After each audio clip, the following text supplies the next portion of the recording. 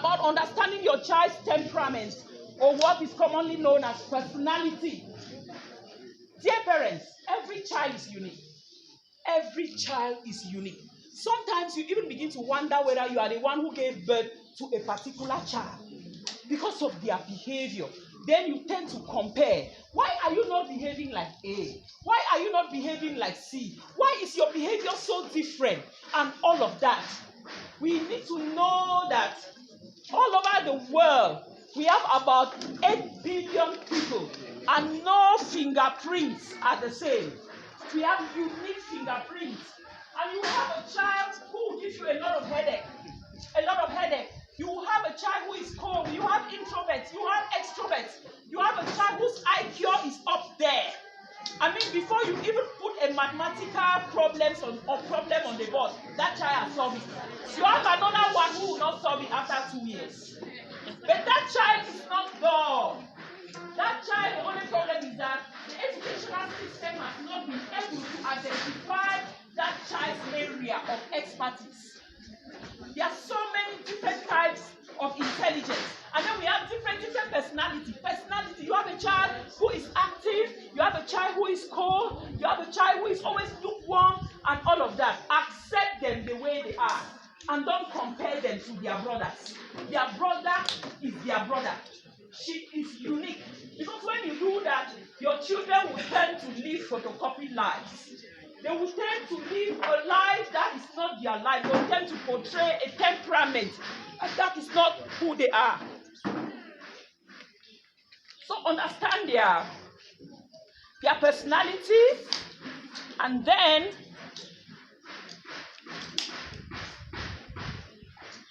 know that nature has a force, a role to play in who your child turns out to become. And that is where the nature-nurture debate comes in. And it's never ending. But when you look at it very well, you will see that most of our children's behavior is influenced by nature, by the environment, by their friends. Have you ever taken time to identify or to know the friends of your children, or to even know the parents of the friends of your children? It is very, very important to know the role that nature, the environment, plays in the development of our children. So as parents, do your research. Know your children. Know the parents of the friends of your children. Who are they? This is all so that at the end of the day, you are just doing your own part. You are just doing your own part. So that even if the child goes astray tomorrow, you will not be that you were a parent who neglected your children and all of that. Let's listen. I'm rounding up.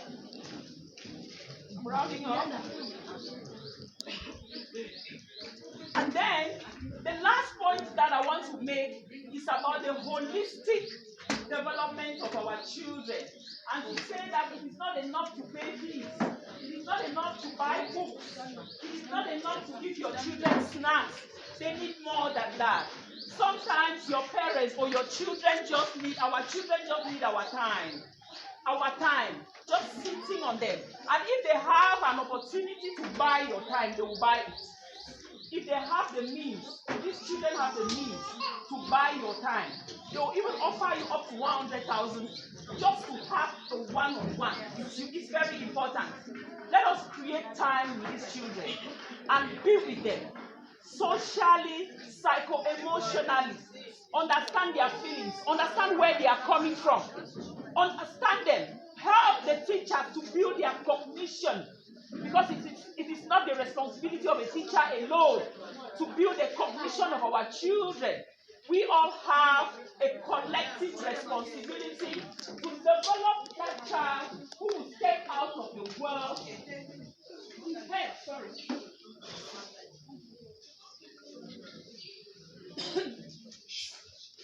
To develop that child who will step out of the world and nobody will resist that child. A child who is developed holistically is unstoppable. And the only people who can give these children that is parents. There is much work to be done. We have a role to play. We must be there for these children. I always ask the question, what if you get all the money, you make all the fame, you get all the relationships, and then your children are wayward? What will you do with the relationships? What will you do with the money? What will you do with the fame? So it is time, dear parents, that we come back home for the good of our children. Thank you very much.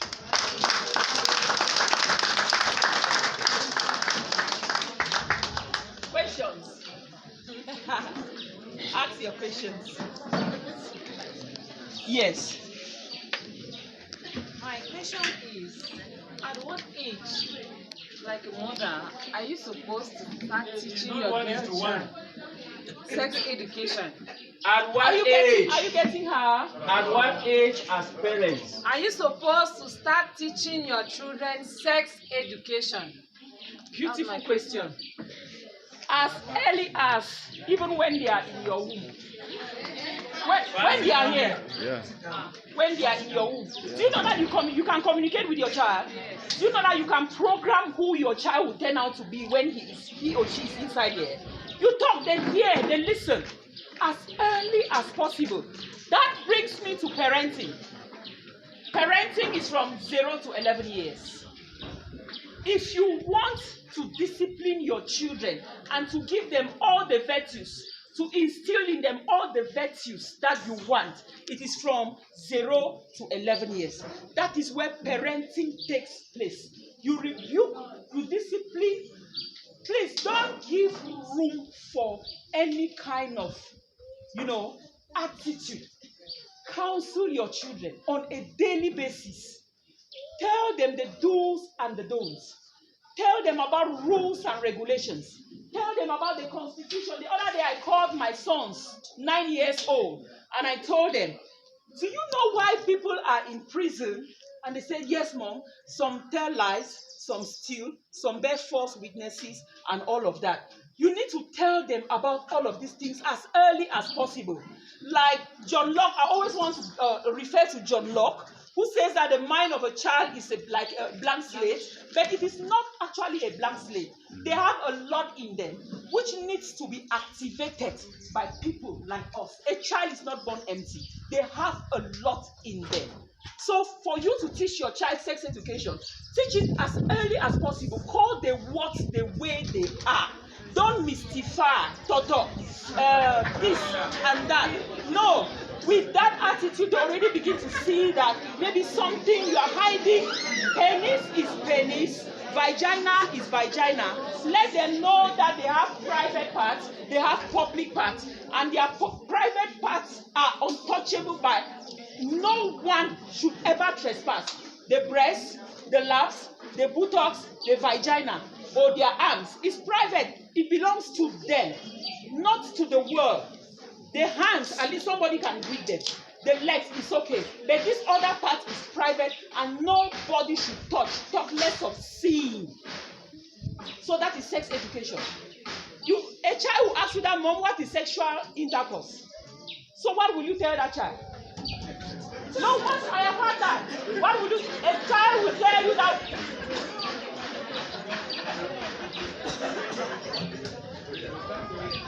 What will you tell that child? What is sexual intercourse?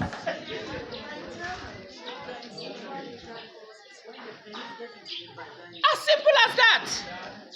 When the penis gets into the vagina, that's sexual intercourse.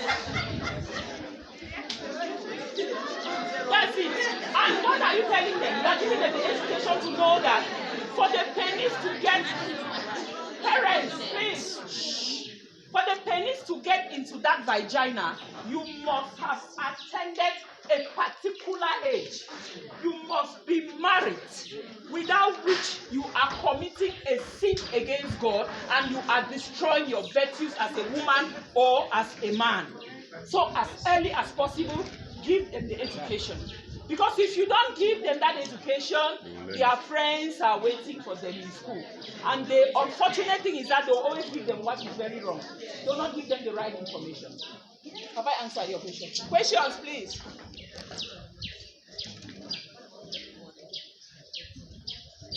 Congratulations, parents. Did you understand everything? Yes. So did I say anything? Everything that I said here was correct? Yes. Are you sure? Yes. Very correct? Yes. We need more. You need more? Yes. Okay. It's okay. Let me give you. Yes, there's a hand here. The number. All right.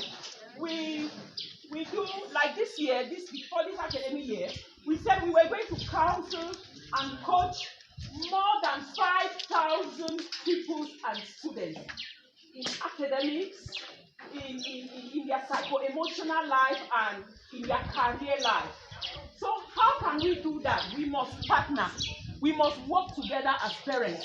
With this education that I have given you, all you need to do is that go back home today and share it with another person. Just imagine, let's assume that we are 200 of us here. You go back home and you decide to share this information to one person.